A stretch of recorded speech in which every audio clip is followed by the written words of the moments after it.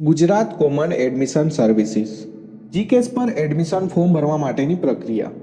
સૌપ્રથમ gcas.goj.gov.edu.in website પર જવું. જીકાસ પર રજિસ્ટ્રેશન પ્રક્રિયા પૂર્ણ કર્યા બાદ તમારા રજિસ્ટર્ડ મોબાઈલ નંબર પર જીકેસ દ્વારા મોકલી આપવામાં આવેલ યુઝરનેમ અને પાસવર્ડનો ઉપયોગ કરી અહીંથી લોગિન કરવાનું રહેશે. લોગિન કર્યા બાદ તમે સ્ક્રીન પર જોઈ શકો છો તે પ્રકારનું ડેશબોર્ડ ખુલશે. ડેશબોર્ડમાં દર્શાવ્યા મુજબ અહીં આપેલ વિવિધ વિકલ્પની વિગતવાર માહિતી ભરવાની રહેશે. વિકલ્પવાર જેમ જેમ વિગતો ભરવામાં આવશે અને સંપૂર્ણ હશે તેમાં લીલા રંગનું ટિક માર્ક આવી જશે અને જે વિકલ્પમાં વિગત અધૂરી કે ભરવાની જ બાકી હશે તે પેન્ડિંગ તરીકે જોઈ શકશે, જેથી તમે તમારી બાકી રહેલી વિકલ્પોની વિગતો સરળતાથી પૂર્ણ કરી શકશો. અહીં સૌ પ્રથમ તમારે પેમેન્ટ કરવાનું રહેશે. જ્યારે તમે ઇનિશિએટ પેમેન્ટ પર ક્લિક કરશો એટલે તમને પેમેન્ટ પેજ જોવા મળશે, જેમાં પેમેન્ટ માટેના વિવિધ વિકલ્પો ઉપલબ્ધ હશે, જેમાંથી તમને અનુકૂળ વિકલ્પ પસંદ કરી પેમેન્ટ પ્રોસેસ પૂરી કરવાની રહેશે. તેનું સ્ટેટસ તમે ડેશબોર્ડ પરથી જોઈ શકશો. પેમેન્ટ સફળતાપૂર્વક થઈ ગયા બાદ તેની રિસિપ્ટ તમે ડેશબોર્ડ પર આપેલ પેમેન્ટ સ્ટેટસની બાજુમાંથી ડાઉનલોડ કરી શકશો. જો તમારું પેમેન્ટ સફળતાપૂર્વક થઈ ગયું છે પરંતુ ડેશબોર્ડમાં પેમેન્ટ સ્ટેટસ પેન્ડિંગ દર્શાવતું હોય તો તમારે ડેશબોર્ડ સ્ક્રીન પર પેમેન્ટ સ્ટેટસની બાજુમાં આપેલ રિફ્રેશ બટન પર ક્લિક કરવું, જેથી આપના પેમેન્ટનું સ્ટેટસ અપડેટ થઈ જશે. ત્યારબાદ તમારે તમારી પ્રોફાઇલ બનાવવાની રહેશે. તેના માટે તમારે અહીં આપેલ પ્રોફાઇલ બટન પર ક્લિક કરવાનું રહેશે, જ્યાં સૌ પ્રથમ પ્રાથમિક માહિતી દાખલ કરવાની રહેશે, જેમાં તમારો course, application number, mobile number અને ઈમેલ આઈડી પહેલેથી જ દાખલ થયેલ હશે.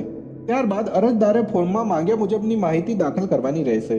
પ્રાથમિક માહિતી દાખલ કર્યા બાદ રહેઠાણની વિગતવાર માહિતી પૂરી પાડવાની રહેશે, જેમાં અરજદારનું હાલના સરનામાની વિગતો દાખલ કરવાની રહેશે.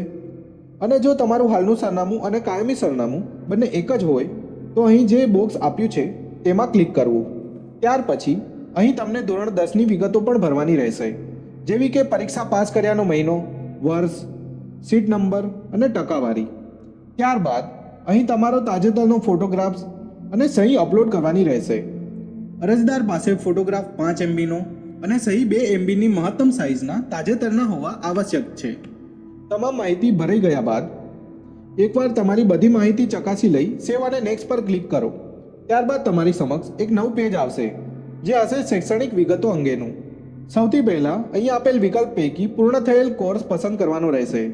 ત્યારબાદ જો તમે ધોરણ 12ની પરીક્ષા પૂર્ણ કરેલ હોય તો અહીં આપનું પરીક્ષાનું બોર્ડ, પરીક્ષા પાસ કર્યાનું વર્ષ, મહિનો, સીટ નંબરની માહિતી પૂરી પાડી ફેચ ડેટા પર ક્લિક કરશો એટલે તમારી માર્કશીટ મુજબની માહિતી ફોર્મમાં આવી જશે. જો તમારો ડેટા ફેચ બટન પર ક્લિક કરવાથી નથી આવી રહ્યો તો તમે એન્ટ્રી કરેલ પરીક્ષા પાસ કર્યાનું વર્ષ, મહિનો અને બેઠક નંબર ચોકસાઈપૂર્વક ચકાસી લેવા, તેમજ બેઠક નંબરમાં કોઈ પણ સ્પેસ કે સ્પેશિયલ કેરેક્ટરનો સમાવેશ થયેલ નથી તે પણ ચકાસી લેવું. જો આટલું કર્યા બાદ ફેચ ડેટા પર ક્લિક કરવાથી તમારી માહિતી ફોર્મમાં નથી આવી રહી તો ફોર્મમાં માંગ્યા મુજબની માહિતી જાતે જ દાખલ કરવાની રહેશે. ત્યારબાદ સેવ અને નેક્સ્ટ પર ક્લિક કરતાં તમને કોટા અને એન્ટ્રન્સ પરીક્ષાની વિગતોની માહિતી ભરવા માટેના વિકલ્પો જોવા મળશે. આ વિગતો જો તમને લાગુ પડતી હોય તો જ ભરવાની રહેશે, અન્યથા સેવ અને નેક્સ્ટ પર ક્લિક કરવાથી તમારી સમક્ષ એક નવું પેજ આવશે, જે હશે તમારા પસંદગીની યુનિવર્સિટી નક્કી કરવાના વિકલ્પ માટેનું.